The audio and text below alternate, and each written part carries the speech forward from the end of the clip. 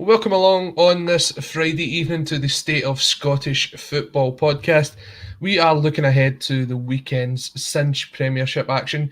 I'm Colin Watt and I'm not joined by Sean McGill. It doesn't look like Sean. It's definitely not Sean. It is Grant Campbell. Grant, how you doing? I'm really well, Colin. Thanks for that lovely introduction. It's great to be back over yourself, and I'm looking forward to chewing the fat about this weekend's Premiership games. We'll not go straight to Aberdeen. We'll give you a bit of time to stew on that. We are talking about Glasgow's big two and seeing if they can bounce back after European defeat last night. I know you had a lot to say on that, Grant, and if anyone wants to catch that, they can see the Euro reaction show from last night on this channel. They went out after both games had been finished. We're hoping to be joined as well very shortly by David. He's having a bit of technical issues at the moment, but we should see him coming back in very shortly. Hasboy 1888 coming in saying, "Hi, Dream Team." Ah, well, it's good to be back. It's good to know you were missed. That's the main thing. We're back on a Friday night. Friends on the show, Colin. It's fantastic. I've got to say, I managed to watch last Friday, and both you and David done a cracking job. So it's great to have you back while Sean's doing whatever Sean does. I'm sure he's preparing himself for Kilmarnock at the weekend. He's absolutely. And we're live on Facebook, on LinkedIn, on YouTube, on Twitter, on Twitch. We're everywhere that you can watch video. We are on there. Maybe some other websites that we shouldn't be on, but we'll see about that later down the line. You can even connect us to our TV if you want. Exactly. So it's great to be here on Friday evening, and we've got 6 games to cover, Grant. So let's get right into them and start in Glasgow, where Rangers host Motherwell. That is a 3 p.m. kickoff on Sunday. It's Rangers Flag Day on Sunday, and they're expecting a capacity crowd. No away fans, I believe, in that one as well. So pay-per-view only for the Motherwell fans.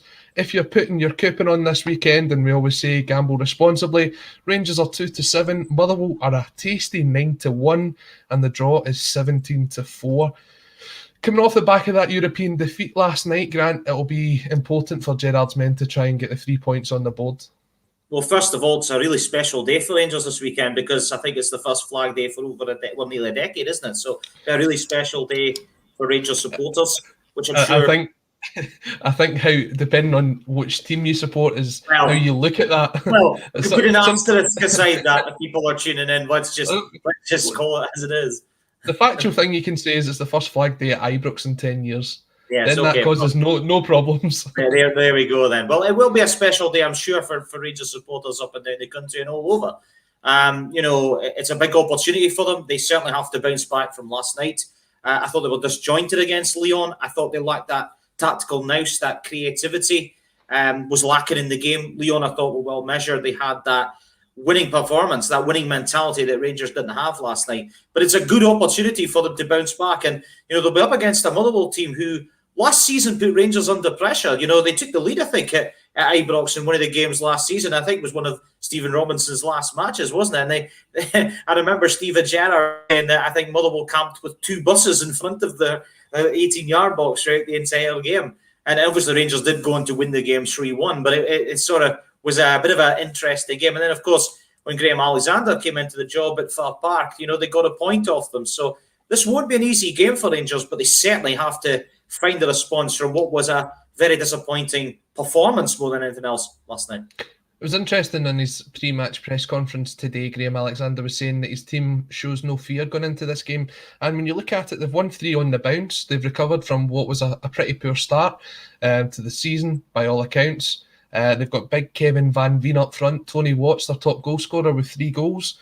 And Stephen O'Donnell returns to that side. He is pivotal to Motherwell now.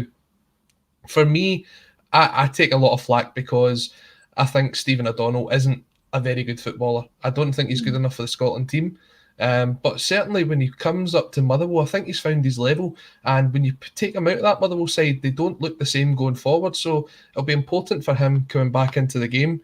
Speaking of players that may be out, we've took a look at the squad news and it looks as if Rangers will be without Hadji, long-term absentee Ryan Jack, and Kent and Morelos are doubtful for the game. How much of that could be a big impact on Rangers' frontline? Because you're looking at who we turn into, Kamar Roof and Sakala. I'm looking at Scott Wright as a potential opportunity, Colin. I thought when he came on last night, I thought Wright looked like he was wanting to show a little bit more for the ball. He was looking to try and make things happen. I was really surprised by Steven Gerrard's team lineup last night. I expected Kemar Roofe to be starting the game. I think he offers a lot going forward. I think he has that energy that Rangers need. It's not been a great season so far for Ryan Kent. Don't know if it's him personally, if it's something to do with a long-term injury that I believe that he has had since the end of last season.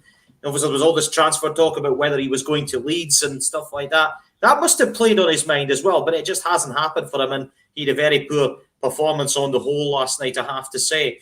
But it's a big opportunity for guys, as I said, like Wright, you mentioned Roofe there, you mentioned Sakala as well. Big opportunity for these guys to step up. Sakala, I think the jury's still out on this guy. We know he scored against Real Madrid in the friendly, but we've seen flashes of him, but we've not really seen what he can do in a 90-minute game yet. And I think it'll be really interesting to see if he gets that chance this weekend, because Morelos hasn't had a best start to the season either. And I think Rangers still feel half a yard off where they were at this stage last season. And I think they'll have to overcome that adversity more so this season, because they've had periods where they really had very little competition last campaign.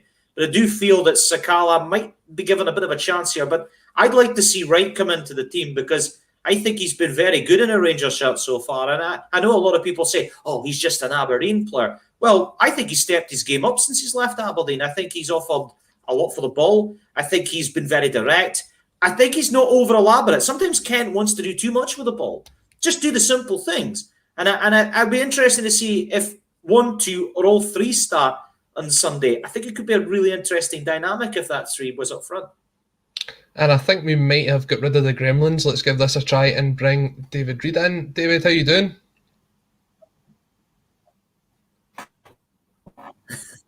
No, unfortunately, we still have the gremlins on Dave's side. Technical issues. Speaking of technical issues, in the dugout, they'll have a lot of discussion over who will play, especially after that defeat last night.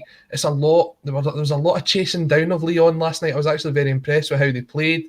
The tired legs going into this game. Motherwell, although you don't think there's going to be a team that's going to be in Rangers' face for 90 minutes, as you spoke about earlier, they parked 2 buses last year when they went to Ibrox. But they're a team that surprised a lot of people last week by beating your own side, Grant, Aberdeen 2-0, and it was quite comfortable. They could be the surprise package this season. I was really impressed with Motherwell last week, Colin. I think Graham Alexander has really stepped up, and that Motherwell team have really improved. I mean, Tony Watt has seemed to have found a new lease of life in a Motherwell shirt. I spoke to Stephen Rayside from my own podcast, Campbell's Footballs, in the build-up to the season. And he said there was one guy he was really looking forward to seeing how he would kick on this season, and that was Tony Watt. He definitely looks like he's getting into the right positions. But not only is he doing that, Colin, he's got a really good imagination and kind of really good communication with the guys up at the top of the pitch. You mentioned Van Veen there, but there's other guys in the wide areas and in the midfield where he can do his stuff as well. And, that's the sort of player you're going to need if you're going to get a result at Ibrox. You're going to need guys like him to do a lot of the good stuff. And, I think Motherwell are still a work in progress, but I think they're a far better team at this stage of the season than they were last year. Obviously they had the European ventures under Robinson, of course, and I think that played an effect, and they never really recovered from that. Obviously, no European ventures for them this time around, and I think that's maybe taking the pressure off them a bit. They've had a couple of really good results. They beat Dundee, they beat Aberdeen. I thought they were really good against Aberdeen last week. We'll obviously talk about Aberdeen later on, but I thought Motherwell were very impressive. But even when they lost to Hibs on the opening day of the season, Colin, I thought they were very good. It's an end-to-end game. It's a really good game, that, yeah. A really, really good game, and they could hurt Hibs. And I saw moments in that game to think, if they do that to teams like Celtic and Rangers this season, we'll get chances. It's just whether they can score. I think this will be a tough game for them, and I expect Rangers to win it. I wouldn't be surprised if Motherwell give them a lot of problems on Sunday. We're going to try one last time to bring in our other guest today, David. Let's see how we're getting on. David, how's it going? Evening, guys. I hope you're well. Yeah, that's a lot better. It looks as if the Gremlins might be away now. I've made a transfer deadline day, Mr. Watt. I'm on my phone now, so that's why there's a bit of a difference. Technologies these days. No, we're just saying, Dave, what's your thoughts ahead of this game? Rangers v Motherwell, obviously Flag Day at Ibrox this weekend. We're just saying, if Rangers aren't on the top form, Motherwell might just catch them off guard. I was touching upon Dr. Grant Campbell on the show last night, that Rangers needed a response before the weekend, and they didn't get that last night. They also got beat last night by Leon, and it was a disappointing evening all round from a Rangers point of view. And yeah, there wasn't much to be positive about, apart from the wee dig I had Doctor with regards to Gerrard's 50th game in the 50th European game in charge of Rangers. But as for Motherwell, it's not going to be an easy game for Rangers. I mean, I seen in front of my own eyes last weekend when Motherwell played Aberdeen that Motherwell are a different kettle of fish under Graham Alexander this year. And the thing is that Kevin Van Veen and Tony Watt are striking up a really good partnership, and Tony Watt seems to have got himself back a bit more of a maturity now under Graham Alexander, whereas he's worked under other managers and maybe just not worked out ever since leaving Celtic back a while ago now. So this kind of shows where he's at. But also Van der Veen has done very well since arriving at Motherwell. 3 goals in 2 games, and he's been plagued by injuries since his switch to Fir Park. And if Motherwell can keep him injury free, then it could be an exciting partnership. And that's the thing that Motherwell have got compared to other sides in the Premiership this season. Motherwell have got a side where they're going to get goals. I mean, you compare Motherwell to St Johnstone.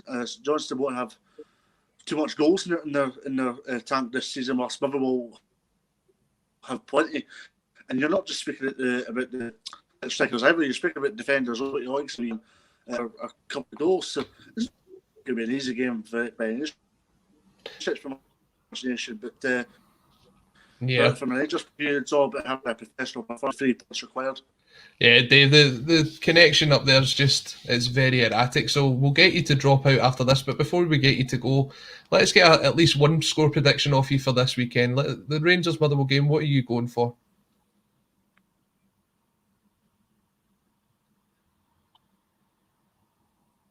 No, I think we might have lost. This time, I think it might have done. Yeah, I think we're going to have to admit defeat there with Dave. I do appreciate him coming on this evening, covering for Sean. So, Sean, this is all on you if you're watching. I agree. What happens. A real shame, because David's a really top guy. We'll miss him on this. I don't know if you want my thoughts on the game. I think Rangers win this 3-1. 3-1. I am actually not far off your prediction. I do think Motherwell will score, but I think it will be closer than that. I'm going for Rangers to win 2-1. Let us know what your predictions are in the comments, and we'll bring some of them up. Jerry H, who joins us from Miami, says, "Evening, guys," and he predicts a 2-0 home win for Rangers. Daniel Mack comes in and says, "That's Aberdeen Wi-Fi for you." Well, Grant, you're doing okay, so it must just be certain areas. That's slightly north of David, so maybe a little bit in the Shire isn't too bad.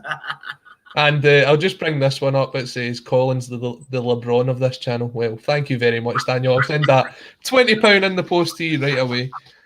That's another 20 quid you owe him, because you owe me 20 quid for a pint after. Oh, it adds up. It adds up, Grant. It absolutely adds up. You're going to be Bernie Flynn for the next few weeks. I'm going to need to take a loan out. We're moving across to the other side of Glasgow, the East End, and Celtic travel to Livingston for what is Livingston's Celtic's bogey team. Let's be brutally honest here. Celtic haven't won a league match away to Livingston since March 2006, and that was a 2-0 victory with Zurawski and Maloney on the goal sheet. Now, Livingston have had a terrible, terrible start to this season. Myself and Sean were talking about this a couple of weeks ago, and we're saying, how long can it go for David Martindale before someone says enough's enough? They haven't won at all season. They play Celtic and Rangers, and then I think they've got either Hibs or Hearts in one of the next 5 games. They could potentially go 0-7, 0-8, and eventually someone's going to give them the tap on the shoulder and say, thanks, but it's time up. I feel really sorry for David Martindale, because I think, Livingston this season, are the results as bad as their performances make out? It was a goalkeeping error from Striek that gave Aberdeen all 3 points in their first home game of the season. I think they played really well in the game against Motherwell, but they lost sloppy goals. The Hibs game, okay, Hibs at Easter Road is always a tough place to go, and they got beat 2-0. But last week I thought they did well against Dundee. That's a very creditable point at Dens. Many people talking that up as maybe an early relegation 6-pointer. It's a good point, I think, for Livy. But something's not quite working for Livingston this season for me, Colin. I'm not quite sure what it is. I don't think they have the right blend in the team. I think they're trying to they're always very good in organisation, and they're always very good at, counteracting opportunities for other teams. They're good at sitting in and soaking up pressure. And I think Martindale is trying to go away from that blueprint, that dynamic. And, sometimes if you've got something that works, don't try and change it to try and be a wee bit more open and a wee bit more expansive. And Livingston have lost some quite poor goals this season. I know there's been a lot of changes. They've lost a lot of key players over the last 2-3 seasons. But, how long can you have to replace all these kind of key players? I mean, obviously, some of the guys they've lost in the past.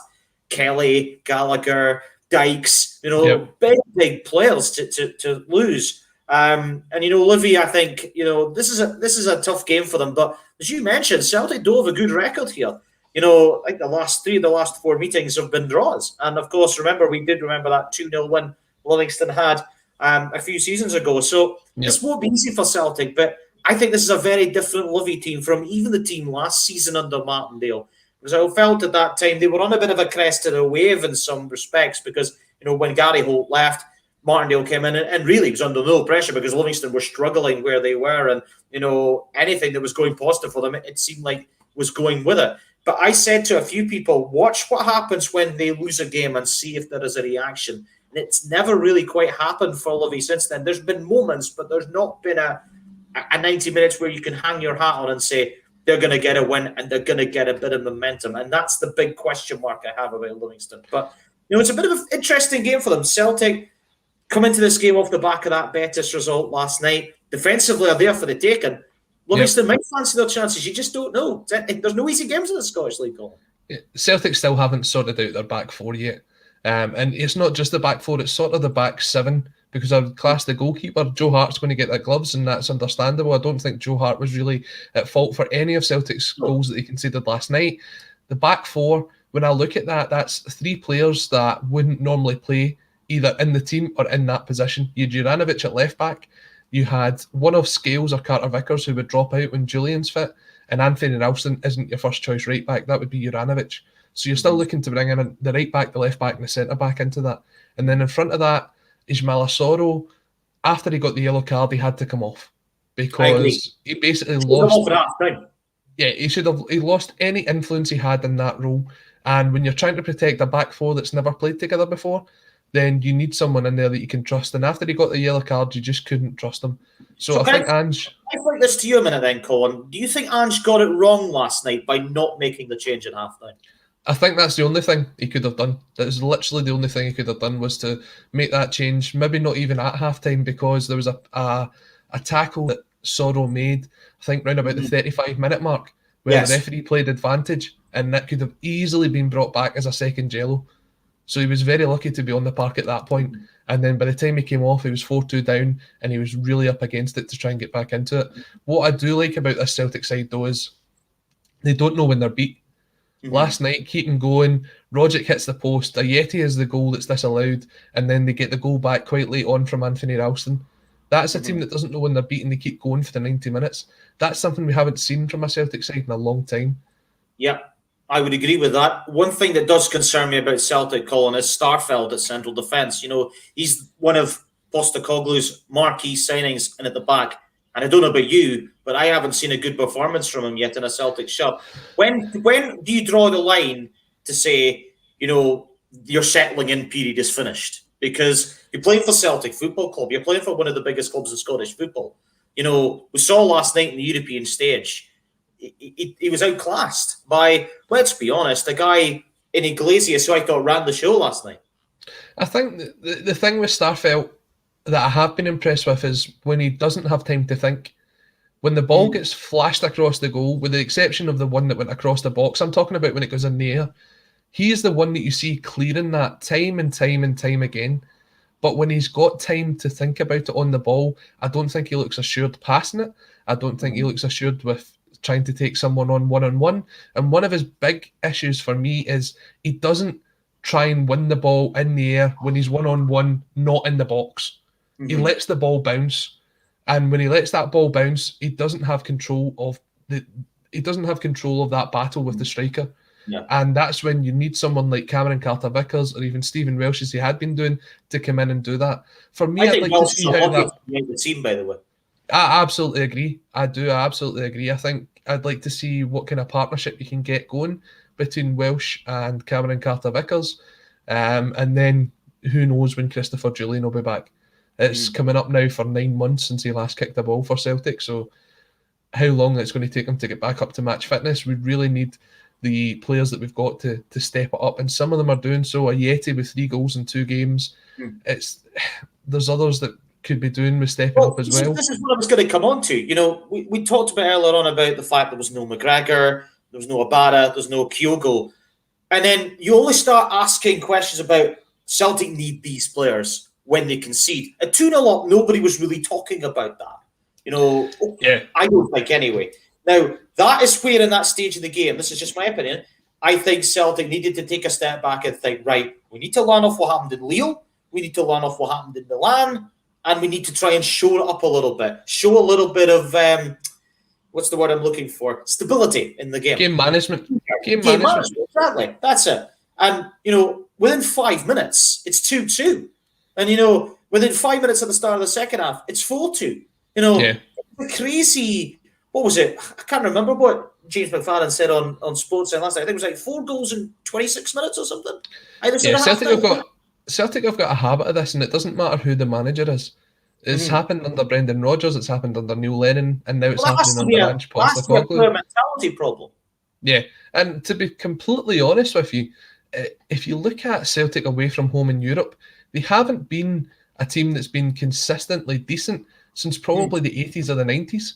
Even when you go back to that run to Seville, when it came to the away games, it was really the performances in the UK that got them through. As soon as they leave the Isles, then the performances go a bit ski-whiff. You take a look at it, Celta Vigo, they lost 2-1, went through in away goals. Stuttgart, they lost 3-2, went through in away goals. The only game they actually won outside of the UK on that run was Boavista. Now, that's 2003 that we're going back to, and you pick maybe 3 or 4 really good performances away from home. Anderlecht, I think of. Yeah, Anderlecht, Lazio, they're the 2 big ones that have been since that period.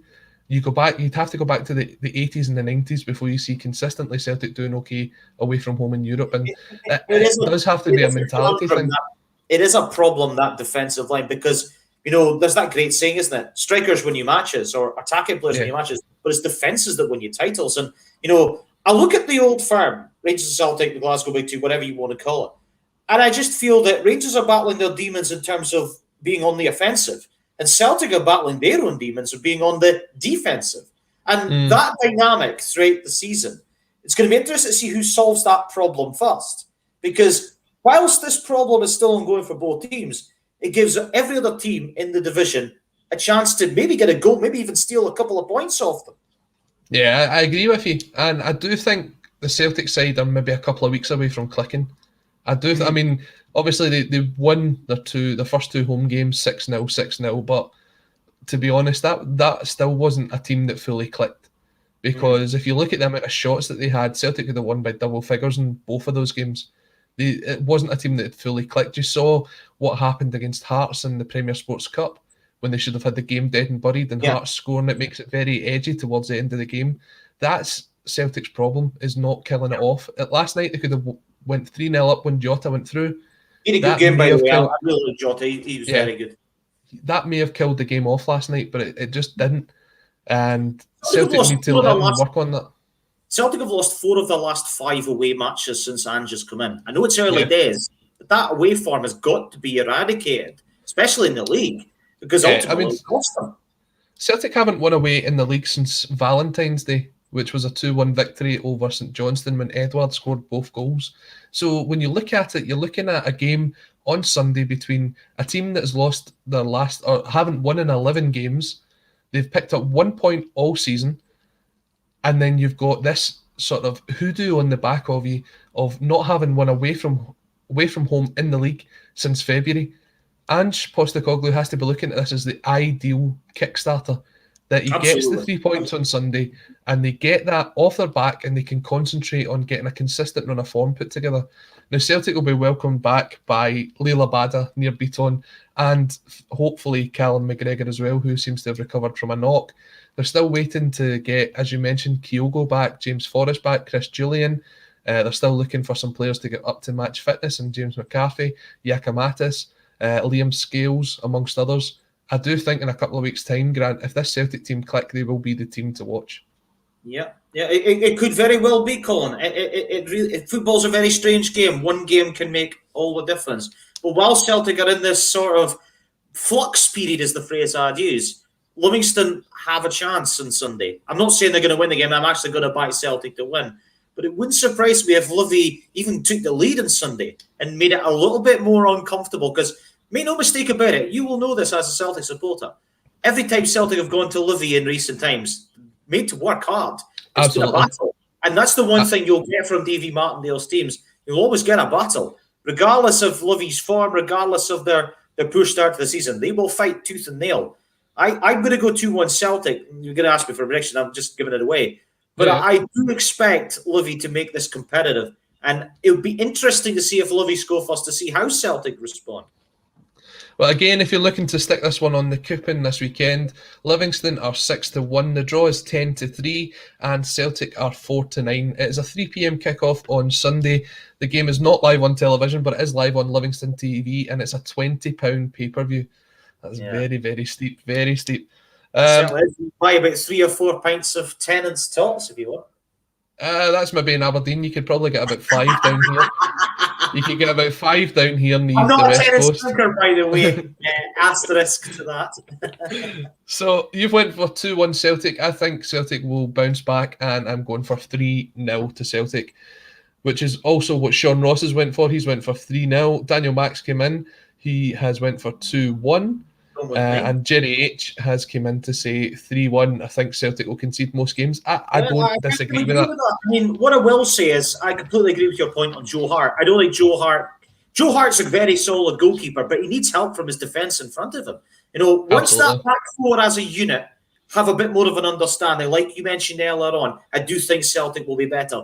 But until then, while they're at their most vulnerable, which is where I think they are defensively right now, other teams will get a chance, and it'll be interesting, as I said, to see if Livingston can take advantage of that. Set pieces are going to be huge, I think, in this game if Livy are going to get something, because that's where they've been good in the past against Celtic. And if Celtic do win, it'll be their first win in 15 years against Livingston away from home, which is absolutely massive. Yeah. Celtic did win there in 2008, but that was against the Gretna side who were playing at Livingston when they were in the Premier League. Impressed with that. Let's go to what is actually, or should be, because Sky have chosen it as a live game, the biggest game of the weekend. It is the Dundee derby. It is factually the closest derby in world football. Well, apart from teams that ground share, but you know what I mean. You've got to travel. It's the closest. It is Dundee United versus Dundee. It is your 12 o'clock kickoff on Sunday. It's live on Sky Sports Football. Now, Dundee United go into the back of this with 7 points out of 15. Dundee haven't picked up a victory yet so far this season. And Tam Courts in his pre-match press conference today says he's looking to maintain the upper hand that they have over Dundee. What does he mean by that, Grant? Well, I think it might be historically. I mean, I was just having a look at the stats here. Dundee United have won 2 of the last 3 meetings. You know, they scored 9 goals in those 3 meetings. The only defeat in the last one was 2017, and of course that was the game I think that sent Dundee United down, wasn't it, with the goal from McGowan to make it 2-1. But I think Dundee United, for me, you know, they are a team that have obviously been in the Premiership for a season. You know, they're looking to sort of kick on after, you know, what was a really consolidation season under Mickey Mellon. And I think since Coates has come in, Dundee United haven't spells looked very good, but they have at times, for me, looked very stodgy is quite a good word. I think they've looked like that there's more to come from them.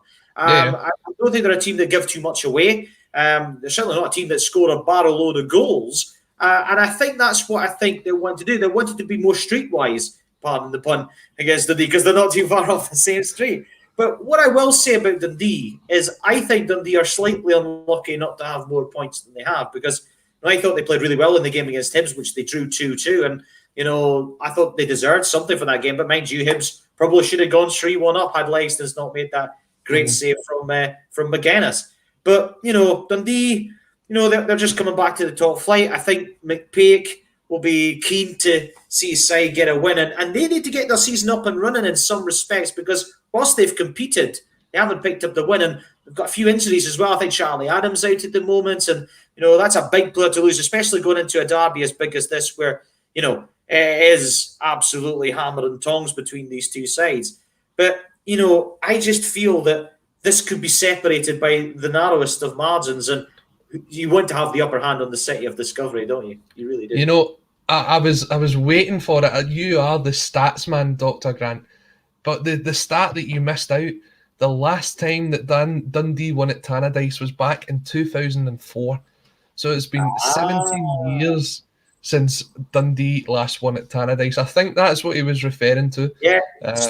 John Sutton scored one of the goals that game, and so did Steve Lovell, incidentally. So a long time ago. Now, we do have to mention that there will be a minute's applause before this match in memory of the late, great Jim McLean. And a big congratulations to the Dundee United fans who have chipped in £62,000, I believe it is, for a bronze statue of the great man himself, which will be unveiled before kick-off on Sunday. So that's fantastic. And we urge anybody that's going along to join in that minute's applause for the late, great Jim McLean. But you mentioned goals, and a great comment comes in here from Kenny Whitston, who says, United look a better unit without Shanklin. Now, I don't know how much of that I go along with, because when I look at the top goal scorers, it's 2 Dundee United players on 1 goal each, and one of them's Jamie Robson with his strike against Rangers. You're looking at guys like Kenny Clark, and not Kenny Clark, sorry. Nicky Clark. Nicky Clark. Kenny Clark's the referee. Come on, Colin. You're a booking for that one, my friend. But no one's really stepped up, and it's a hard one because I don't think Shankland even stepped up when he made it into the Premier League for Dundee United. So I still think they lack that ability to launch the ball up to someone and he'll stick it in the back of the net. Of course, Jamie Robson has, of course, left the club as well, which is interesting because he, believe, left in the transfer window. You're absolutely right. There is nobody that's really stepped up for Dundee United, and that really is a concern if I was a United supporter, the lack of goals. I thought Nicky Clark was really good for United last season. He scored some big goals. I thought he actually was the guy who stepped up more than Shankland did last campaign. I think he ended up scoring 8 goals, didn't he? Yeah. Dundee United team that didn't score too much, but on the flip side, didn't give too much away. Is it time for Mark McNulty to kind of step up a little bit? You've got Apare as well. Can those guys step up to the plate? I always feel Dundee United are an exciting team when they have the ball in the middle of the pitch. Guys like Harks, guys like Fuchs, who I thought was really good in the Rangers game earlier in the season. I thought he was one of the best players on the pitch. I really like Pollitt as well. When he stays at his feet, I think Pollitt's a fantastic player because he does like to go down a wee bit too easily for my liking. But what I will say about defensively is that, as I do think that Dundee United have that mix of experience at the back, but they also have some youth in there as well. And I think that's what helps them. I think Mulgrew coming back is a big signing for them. He certainly will make a big difference as well. But, I agree with you. It's the goals that is a big concern. They had that win against Rangers, fantastic result for them. But I think their only other goal this season in the league was at St Johnstone, and they won it 1-0. They're not going to be a team that is going to blow teams away. And we saw that, remember, in the cup game against Ayr United in the League Cup. They got through, I think it was in penalties, wasn't it? So it just goes to show you that, they do need to work on the attacking side of their game. But I do think defensively, I kind of agree in part with that guy's comment. They are better defensively since Shanklin's gone, but I thought they were good defensively anyway. So I think they need to be a bit more adventurous, I think, in times.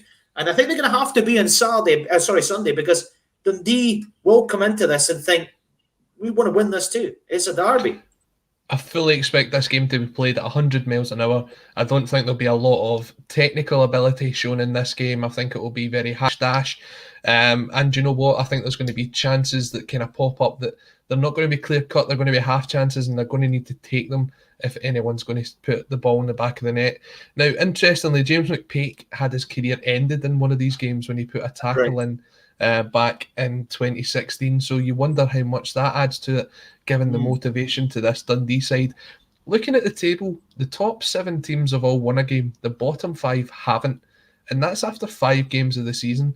Now, you can put that down to fixtures, or you can maybe put that down to the fact that there's a bit of a golfing class between the two sets of teams. But either way, if there's going to be a relegation fight this year, I don't think it's going to be between 2 or 3 teams. It could be 4 or 5 that gets involved in it, Grant.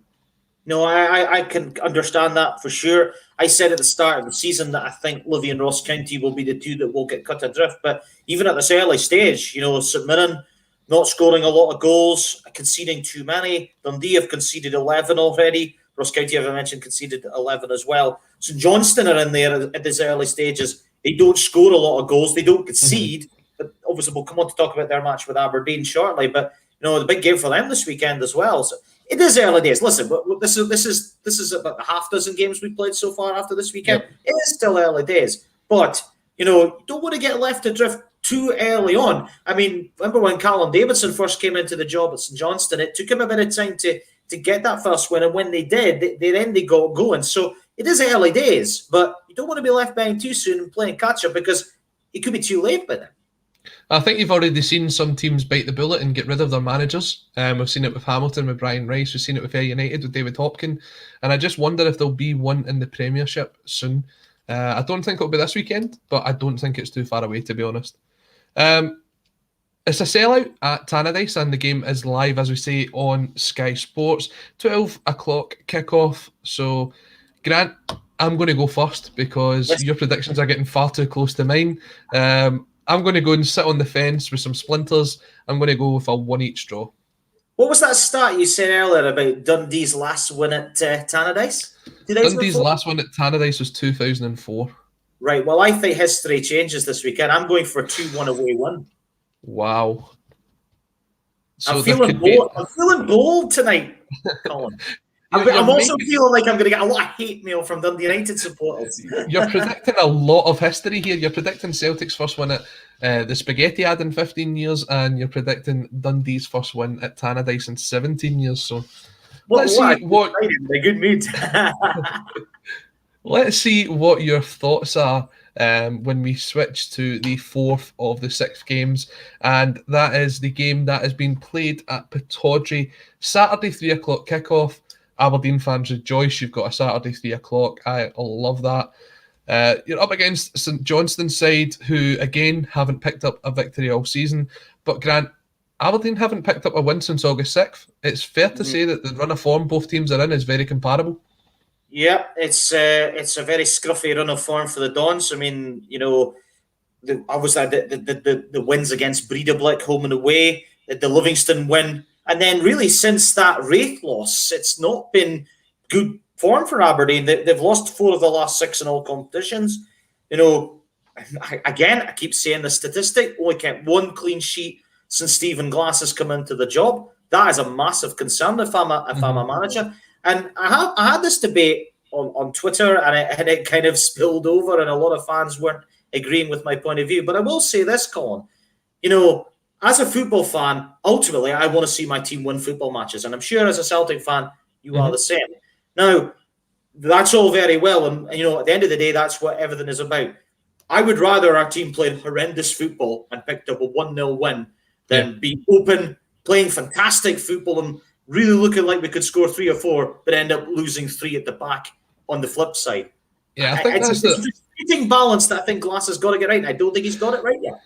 I think that's a lot of Celtic fans' concerns, especially after that performance last night. I mean, when you look at it, Celtic scored 3 goals away from home in Europe and still couldn't get even a point out of that.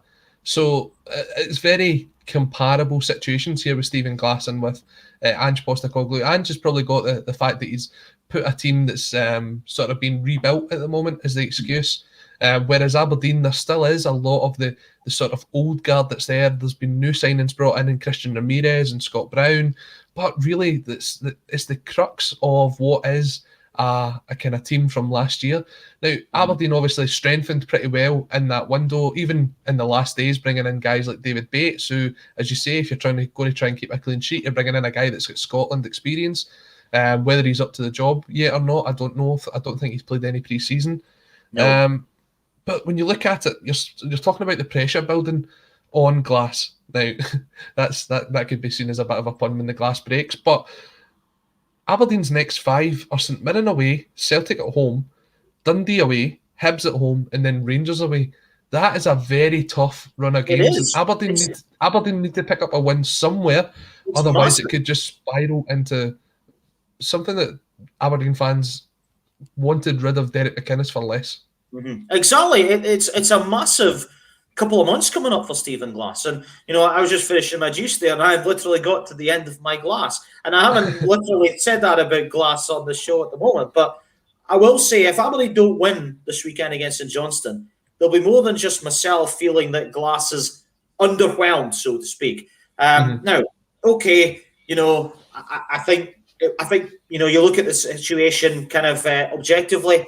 I think McInnes had reached the end of his tenure at Aberdeen long before he did leave the club. But I do feel that Aberdeen, the next person coming in had to have an idea of where they were going to go. Yes, you could say the signings will take time to come into the squad and build that up. Of course, I can get that point of view and I take that very much on board. However, you've got guys in the team there that have represented Scotland. They've played in some of the biggest matches like Scott Brown.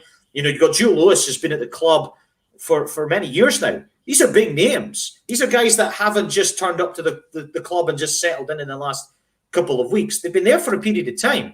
We need to see more from these leaders, or so-called leaders, I should say, on the pitch. I mean, I would say Aberdeen's best players this season have been the young players. Guys like Calvin Ramsey has been one of Aberdeen's best players this season. And that's quite extraordinary to think about. But I think we need more from the attacking players as well. We can't keep using this excuse that Aberdeen are a poorer team without Ryan Hedges. Other players have got to step up. Guys like Colin McLennan don't do it consistently enough. J. Emmanuel Thomas, I've yet to see him have periods in a game where he's been very good. Ramirez, okay, scored a few goals. I think we still need to see a bit more of him. Samuels, need to see a bit more of him. He's obviously come in. Longstaff, are we going to see him be a bit more adventurous while Brown sits in defence? It all feels a little bit like the points are not joining up so far. It's like doing a dot to dot and you can't find a number. It almost feels like there's a breakage there or a blockage, and I think Aberdeen need to try and smooth things out a bit. And they'll have a tough game this weekend because St Johnstone are not the side you want to be coming up against if you're looking for their first win for a while. Because as you know and I know, St Johnstone are a really, really tough nut to crack. Yeah, and you saw that last week when St Johnstone came up against Rangers. They're taking the lead, and then I think there's still some defensive frailties in St Johnstone, and that's what really cost them last week. Yeah, obviously absolutely. The goal coming from Michael O'Halloran, but then they couldn't hold out, and you just knew really that St Johnstone weren't going to hold out. That's just what you've come to expect from them this season. When the game went 1-1, you knew they weren't going to hold out. Yeah, I mean, that was it. I thought St Johnstone were excellent for an hour against Rangers last week. Great goal from O'Halloran, as you mentioned. The penalty changes the game. I think if the penalty doesn't happen, Rangers were really struggling to create opportunities in the game. And it was a great goal from Tavernier that eventually did win the game. But, Colin, when you lose guys like Jason Kerr, when you lose guys like Ali McCann, these are two big players, positions to fill in the team. And same as I mentioned with Aberdeen there, it's time for other players to mould into the side and step up and be counted. We've talked about how good players in the past like Murray Davidson and David Witherspoon can be. This is their opportunity to kick on again and maybe bring another couple of guys through the youth system and step up. But St Johnstone need a goal scorer, and they've only scored a couple of goals so far this season. I really like St Johnstone. I really like Callum Davidson. I think he's a terrific manager, but that's got to be a big concern. And I mentioned this about Dundee United earlier on. I think St Johnstone are in the same position as Dundee United. They don't score a lot of goals. They're relying on being good defensively. And if you're not good defensively, you're not going to win games. And, that's going to be a problem. We need to see more from Chris Kane. I think Chris Kane's a good player, but I don't think he scores enough goals. You've got Glenn Middleton, a lot of good stuff in and around the box. Again, not a number 9. You've got Stevie May. I love his hard work. I love his enthusiasm. Is it written for him to score the winner at Pittodrie on Saturday? You just never know. But I just feel it's two very evenly matched teams at the moment because you've got Aberdeen who can't defend and St Johnstone who can't score. So it could be really, really interesting.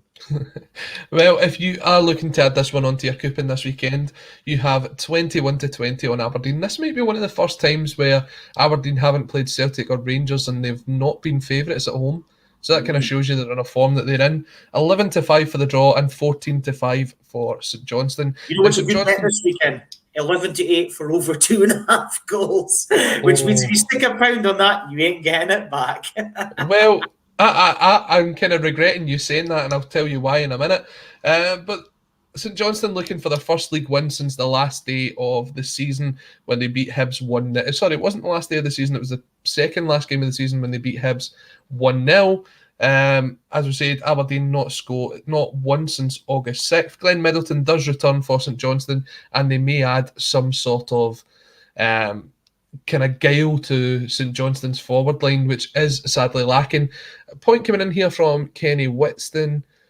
Right, Colin, would Celtic not have been better giving Saints £5 million for Kerr, McCart and McCann rather than what they bought? Now, I would definitely say yes to Ali McCann. I was really, really surprised, and I've said it on this show a few times that Ali McCann went for as little as what he went down south. I really think that Celtic should have picked that up, considering their central midfield problems that they've got at the minute. We saw the lack of strength of depth in that kind of coming through yesterday. Kerr, I do think, has got a big future ahead of him. I'm not sure he's ready to make that step up yet. It would have been a bit of a gamble to throw that in there. I think McCart was at Celtic because he is the son of Chris McCart, who is Celtic's head of youth development. And he was let go. And where was he at before St Johnstone? Was it Inverness he was at beforehand? Oh, that then you're asking me. I think it might have been Calais. I'm not 100% sure on that. Don't quote me. I do think he's one of those players that in a couple of years' time will get a fairly big move, whether it be to back to Celtic or maybe down to the Championship. Would Celtic have spent £5 million on the three of them just now? Probably not. Would it have added strength of depth to their squad? Absolutely. But St Johnstone, if they would have took £5 million and sold those three players, they're doing as well, just chucking the keys away because they wouldn't have had a squad this season. They wouldn't have had time to spend it either. So yeah, prediction time. You said don't put any money on the over 2.5 goals, and I've went for this game to finish 2 each. Ooh, have you? Oh, interesting. Yeah, 2 each. Interesting. Well, I'm going to be really mundane here, and I'm going to go for a 0-0. Here's a stat for you just on the back of that. The last time there was over 2.5 goals in this game was in 2020. Aberdeen did win it 2-1. And that has only happened once in the last 11 meetings between the sides. So well, if we're discussing history being broken, then I'm going for a 2 each draw. I do think Middleton will cause Aberdeen's defence a lot of problems. And I think it's about time that Aberdeen stepped into gear. So let's see what happens on Saturday. 2 games left to cover as we move into the last 10 minutes of the broadcast today. We do have a very special programme on after us, which is a follow-on to the state of Scottish football, and it follows Haddington Athletic on their Scottish Cup journey last season. Very unlucky not to make it into the later rounds. A fantastic kind of amateur side with a great coaching staff behind them, and Paul is interviewing the coach, Scott Boner, who I've had the chance to interview myself. Great guy. It will be a great watch. It's on after us at 7 o'clock. So 2 games left to cover, and we will start in the capital as Hibs take on St Mirren. Again, if you're adding this one to your coupon, it's 4-7 for Hibs, 3-1 for the draw, and 5-1 for St Mirren. St Mirren, another team without a victory this season with 3 draws and 2 losses. Hibs unbeaten still with 3 wins and 2 draws. Again, that last draw coming in the Edinburgh derby. What did you make of the Edinburgh derby, Grant? I honestly thought Hibs were the better team going forward, and if it wasn't for Craig Gordon, Hearts would have lost that. I actually thought this was a super game. I couldn't believe the game finished goalless, to be honest. It was actually a tale of 2 goalkeepers. I thought Matt Macy had his own good duel in the second half, didn't he? With that great save from Gary Mackay-Steven, didn't he? And, prevented an own goal as well. But, you mentioned Craig Gordon and the saves he made.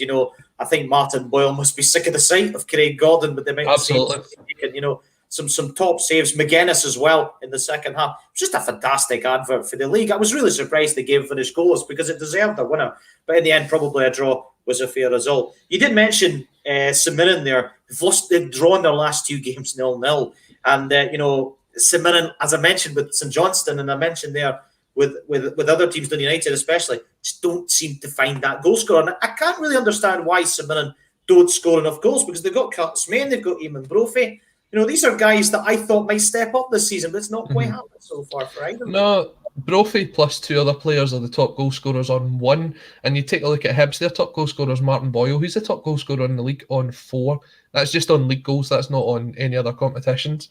But Hibs, when you look at it, they're without Doidge, Murphy, Hallberg, Mackey. You would think that that's the kind of Hibs side you want to come up against, but they're just finding that extra level at the minute, that despite their injury issues, they're still putting in the performances. For me, when you look at it, St Mirren haven't won at Easter Road since January 2014.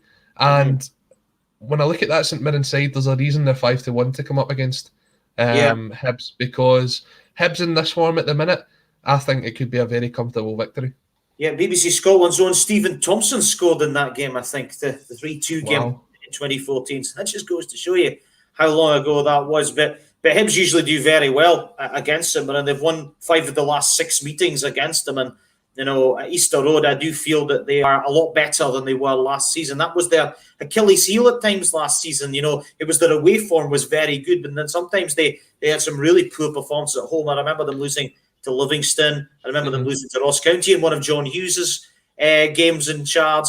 So, there is that bit of wariness about Hibs, but I do feel they're a lot better at home than they were last season at this stage. And, you mentioned Boyle, he's in fine form. I think Kevin Nisbet is finding his feet again.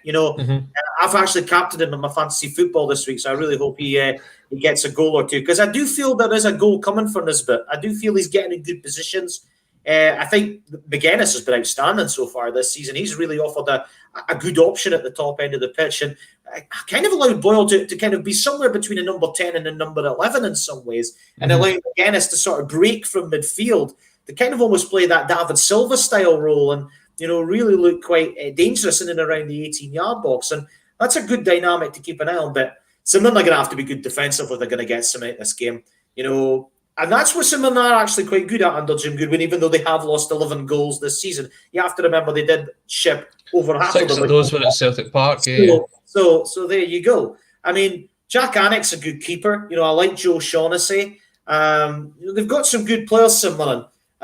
They've obviously kept hold of McGrath. I think he's going to be a key player if they're going to get anything the game. I just think Hibs have too much, and I think they were quite unfortunate not to win the Edinburgh Derby, you could say it, but at the end of the day, they could have lost it as well. So, I think Hibs will win, and I think it'll be fairly comfortable. And I hope Jim Goodwin's not listening to this, because I like Jim, he's a good guy, but I think Hibs will win this game 2-0. So you're going for 2-0. I'll tell you my prediction in a minute. We'll bring a comment in from Kenny, who's been commenting all show, saying Doyle Hayes has been Hibs' best this season. Hope he's back. Yes. I do think Doyle Hayes is a very, very good addition to that. And I think you talk about Hibs as well. They've got a good kind of mix in midfield. You've got Newell as well, who's been very good. Gogic can come in and do his stuff. I mentioned Hallberg as well. He can do a lot of stuff. I think that's what's quite nice about Hibs, is that there's a good varied mix of things. Quite nice. But Doyle is a great shout, and I must thank that person who put in there, because I completely forgot about him. And a good shout. Of course, coming up against his old team as well, of course, McGuinness. Well, this is the point I was just about to make. So obviously, it's well known that Hibs had a bid turned down for McGrath on the transfer deadline day, which involved 3 Hibs players, was it? Making their way to... Could be. I'm not sure who they were, but you will know Scott Allen was one of them, and I can't remember the other 2, but this will be an interesting one for Hibs fans to see what they might have got for... well, they weren't prepared to pay the money. They wanted the player swap deal, so it'll be interesting to see if they think that player could have made a big difference to them this year. And to be honest, if they keep this form up, there's a very good chance that when we get to the sort of tail end of the season, they could be battling for Europe, and they could be battling to try and split Celtic and Rangers, to be honest. Yeah, well, they could certainly get themselves in the mix. I think the thing with Hibs is that they have to make sure they don't have any key injuries. Boyle's a big player for them. Nisbet's a big player for them. We talk about, McGuinness I mentioned earlier on. I think it's important that, they keep the majority of these players fit. And also that they don't lose discipline, because that is a big weakness for Hibs is defensively.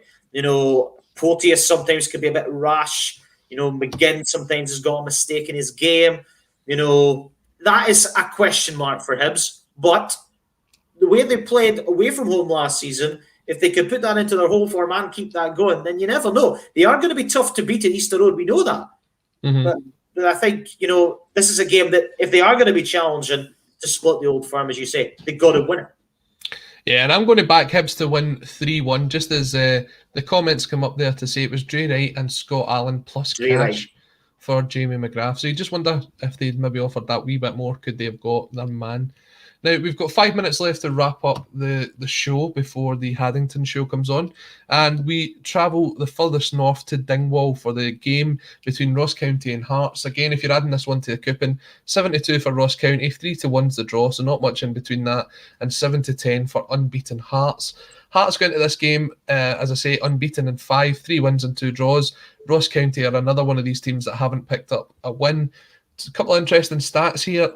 Ross County's last win against Hearts was back in September 2013. It was a 2-1 victory. And Hearts' last win was back in October 2017. These two teams don't come up against each other very much, Grant. But when I look at it, Ross County are a team who haven't really got going this season. Was impressed in the first half by the performance against Celtic, and I thought Regan Charles-Cook was very, very impressive. But they're another team who haven't won this season. The last one was last season, and if they're not careful, you've got to look at the amount of investment they've put into Malky Mackay, and I think if they go another 4 or 5 games without a win, questions will start to get asked. Yeah, absolutely. To be fair to Ross County, though, they have had a particularly tough start. I mean, they've had the double cup winners. They had Hibs, who obviously qualified for Europe last season. They had the defending champions. They had Aberdeen, who qualified for Europe last season. And they had, of course, Celtic. So, and then it don't get any easier because obviously you got Hearts this weekend. So, to be fair to Ross County, they have had a particularly difficult start, probably the hardest start of all the teams we've talked about on the show tonight. One thing that concerns me about Ross County is the same that happened under Stuart Kettlewell, just conceding too many goals and too many cheap goals as well to boot. I actually watched the Celtic game last week, and I actually thought at 1-0 they had a huge chance to equalise, and Joe Hart made a big save. Yeah, and that was their moment. That was their moment. Had they got the equaliser, you just never know. If they got that, they could have been a very interesting final, 15, 20 minutes of the game. Celtic then went on to win it 3-0, and we all know what happened next. But I just feel that, I watched Ross County when they played Aberdeen. I thought Ross County were quite dogged. They obviously got themselves in front. Could have gone 2-0 up. Remember, they had an effort off the line. But it was a goalkeeping mistake that got Aberdeen a point. Strip everything back. It's key errors that are costing Ross County goals.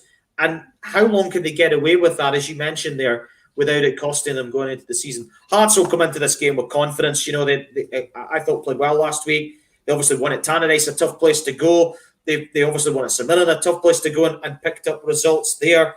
I think it's been a competent start from Hearts this season. And, again, similar to Hibs, if they can have a positive stage of the season as we're heading into now, there's no reason why they can't finish in the European spots, because I think Hearts have got a very good squad. Craig Gaughan's looking a man possessed right now. Liam Boyce has been excellent. Mackay Stephen, I think, has been very impressive in recent weeks. I have to go with Hearts here. But County, they need to find a goal scorer, but they also need to shape things up at the back because they are conceding too many soft goals. Absolutely, and the only doubt for this game for Hearts is the fitness of Michael Smith, who came off in the derby last weekend. Unsure if he will be back in the squad. Grant, we are fast running out of time, so I'm going to have to just go to a prediction for this game from you. I will go 2-1 Hearts. 2-1 Hearts. You are following Jerry H, who also says 2-1 Hearts.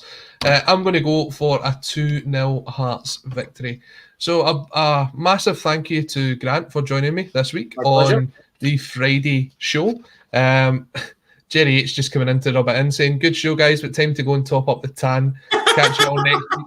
Well, Jerry, just to make you even happier, it's absolutely miserable here in Scotland. The rain is pouring down. But if you are getting along to the football this weekend, then do enjoy. It's great to be back at the games. We'll be back on Monday to do a review of the big matches over the weekend. Until then, everyone, stay safe, take care, and we'll see you on Monday.